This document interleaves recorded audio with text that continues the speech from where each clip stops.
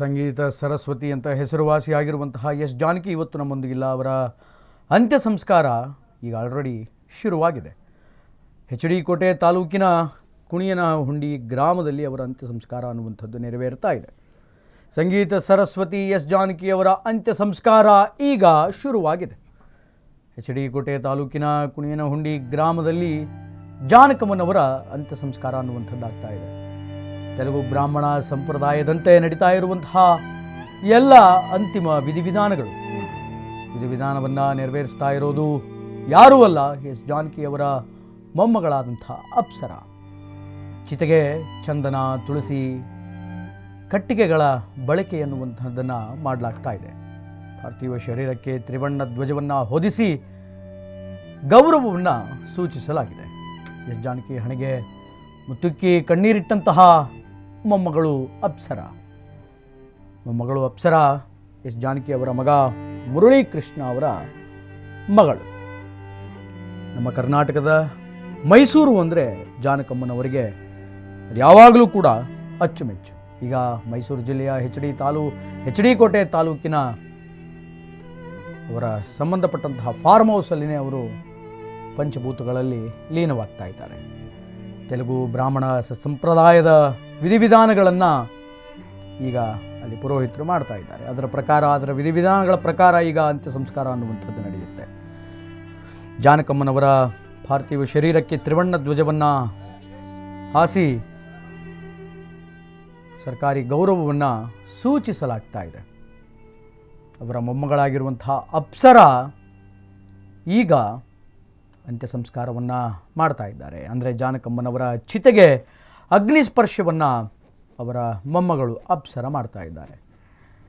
ಅಜ್ಜಿಯ ಪಾರ್ಥಿವ ಶರೀರಕ್ಕೆ ಮುತ್ತಿಕ್ಕಿ ತಮ್ಮ ದುಃಖವನ್ನು, ಅಳಲನ್ನು ಪ್ರದರ್ಶನಪಡಿಸ್ತಾ ಇದ್ದಾರೆ ಅಪ್ಸರ. ಇನ್ನು ಅಂತ್ಯಕ್ರಿಯೆಗೆ ಚಂದನ, ತುಳಸಿ, ಇನ್ನಿತರ ಕಟ್ಟಿಗೆಗಳು, ಹೀಗೆ ಅದಕ್ಕೆ ಬೇಕಾದಂತಹ ಎಲ್ಲ ಶುಭ್ರ ಪದಾರ್ಥಗಳನ್ನು ಬಳಸಿ ತೆಲುಗು ಬ್ರಾಹ್ಮಣ ಸಂಪ್ರದಾಯದಂತೆ ವಿಧಿವಿಧಾನಗಳನ್ನು ನೆರವೇರಿಸ್ತಾ ಇದ್ದಾರೆ. ದೃಶ್ಯಾವಳಿಗಳಲ್ಲಿ ನೀವು ನೋಡ್ಬೋದು. ಈಗ ಆಲ್ರೆಡಿ ಜಾನಕಮ್ಮನವರ ಪಾರ್ಥಿವ ಶರೀರ ಎಚ್ ಡಿ ಕೋಟೆಯನ್ನು ತಲುಪಿದೆ. ಕುಣಿಯನಹುಂಡಿ, ಎಚ್ ಡಿ ಕೋಟೆ ತಾಲೂಕಿನ ಕುಣಿಯನಹುಂಡಿ ಗ್ರಾಮ ತಲುಪಿದೆ. ಅಲ್ಲಿ ಜಾನಕಮ್ಮನವರ ಕೇರ್ ಟೇಕರ್ ಆದಂತಹ ನವೀನ್ ಅವರಿಗೆ ಸಂಬಂಧಪಟ್ಟಂತಹ ಒಂದು ಫಾರ್ಮ್ ಹೌಸ್ ಇತ್ತು. ಆ ಫಾರ್ಮ್ ಹೌಸನ್ನು ಜಾನಕಿ ಅವರು ಕೂಡ ತೆಗೆದುಕೊಂಡಿದ್ದಾರೆ ಅನ್ನುವಂತಹ ಮಾತುಕತೆಗಳು ಕೇಳಿಬರ್ತವೆ. ಆದರೆ ಅಲ್ಲಿ ಈಗ ಅವರ ಪಾರ್ಥಿವ ಶರೀರ ಬಂದು ತಲುಪಿದೆ. ಈಗ ಅಲ್ಲಿ ಚಿತೆ ಕೂಡ ವ್ಯವಸ್ಥಿತವಾಗಿ ತಯಾರಾಗಿದೆ. ಇನ್ನೇನು ಕೆಲ ನಿಮಿಷಗಳಲ್ಲಿ ಪಂಚಭೂತಗಳಲ್ಲಿ ಜಾನಕಿ ಲೀನರಾಗ್ತಾರೆ. ಇಷ್ಟು ದಿನ ಸರಸ್ವತಿಯ ಸೇವೆಯನ್ನು, ತಮ್ಮ ಗಾಯನದ ಮೂಲಕ ಸರಸ್ವತಿಯ, ಶಾರದೆಯ ನಿರಂತರ ಸೇವೆಯನ್ನು ಮಾಡಿದಂತಹ ಯುಗ ಪುರುಷೆ ಜಾನಕಮ್ಮನವರು ಇನ್ನಿಲ್ಲ ಅನ್ನುವಂಥದ್ದು ವಿಷಾದನೀಯ ವಿಚಾರ. ಚಿತ್ರರಂಗದ ಅನೇಕ ಗಣ್ಯರು, ರಾಜಕೀಯದ ಅನೇಕ ಜನ ಗಣ್ಯರು, ನಾಟ್ ಓನ್ಲಿ ಕನ್ನಡ ಇಂಡಸ್ಟ್ರಿ, ತಮಿಳಾಗಿರಬಹುದು, ತೆಲುಗು ಆಗಿರಬಹುದು, ಮಲಯಾಳಂ ಆಗಿರಬಹುದು, ಬಾಲಿವುಡ್ ಹಿಂದಿಯವರಾಗಿರಬಹುದು, ಹೀಗೆ ಎಲ್ಲ ಇಂಡಸ್ಟ್ರಿಯ ಗಣ್ಯರು ವಿಷಾದವನ್ನು ವ್ಯಕ್ತಪಡಿಸಿದ್ದಾರೆ ಜಾನಕಿಯಮ್ಮ ಅವರ ಅಗಲಿಕೆಯಿಂದ. ಒಂದಲ್ಲ ಎರಡಲ್ಲ 48,000 ಹಾಡುಗಳನ್ನು, 28 ಭಾಷೆಗಳ ಹಾಡುಗಳನ್ನು, ರಾಷ್ಟ್ರೀಯ ಅಂತಾರಾಷ್ಟ್ರೀಯ ಭಾಷೆಗಳ ಹಾಡುಗಳನ್ನು ಹಾಡಿದಂತಹ ಕೀರ್ತಿ, ಹೆಗ್ಗಳಿಕೆ ಜಾನಕಮ್ಮನವರಿಗಿದೆ.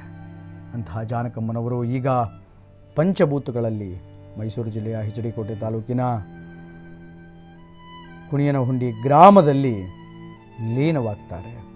ಅಂತಹ ಮಹಾಚೇತನಕ್ಕೆ, ಅಂತಹ ಒಂದು ಅದ್ಭುತ ವ್ಯಕ್ತಿತ್ವಕ್ಕೆ, ಆ ಸಾಧಕಿಗೆ ಭಗವಂತ ಸದ್ಗತಿಯನ್ನು ಕೊಡಲಿ ಅನ್ನುವಂಥದ್ದೇ ಅಶ್ವವೇಗ ನ್ಯೂಸಿನ ಆಶಯ.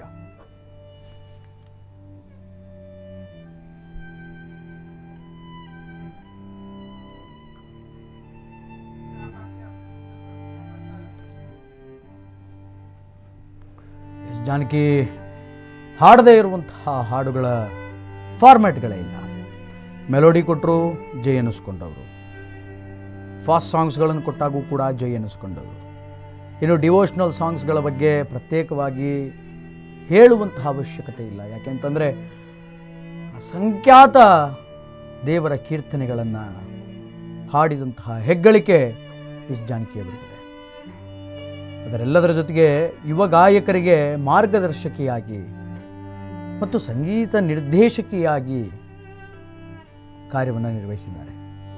ಯಾರ್ಯಾರು ಹಿರಿಯ ಮ್ಯೂಸಿಕ್ ಡೈರೆಕ್ಟರ್ಗಳಂತಿದ್ದರು, ಅದು ಎಸ್ಪೆಷಲಿ ನಮ್ಮ ಸೌತ್ ಇಂಡಿಯಾದಲ್ಲಿ ತಮಿಳ್ ಇಂಡಸ್ಟ್ರಿಯಲ್ಲಾಗಿರಬಹುದು, ಕನ್ನಡದಲ್ಲಾಗಿರಬಹುದು, ಮಲಯಾಳಂ, ತೆಲುಗು ಎಲ್ಲ ಕಡೆಯ ಮ್ಯೂಸಿಕ್ ಡೈರೆಕ್ಟರ್ಗೂ ಅತ್ಯಂತ ಅಚ್ಚುಮೆಚ್ಚಿನ ಗಾಯಕಿ ಎಸ್ ಜಾನಕಿಯವರಾಗಿದ್ದರು. ಅವರು ಇನ್ನೇನು ಕೆಲವೇ ಕ್ಷಣಗಳಲ್ಲಿ ಪಂಚಭೂತದಲ್ಲಿ ಲೀನವಾಗ್ತಾರೆ.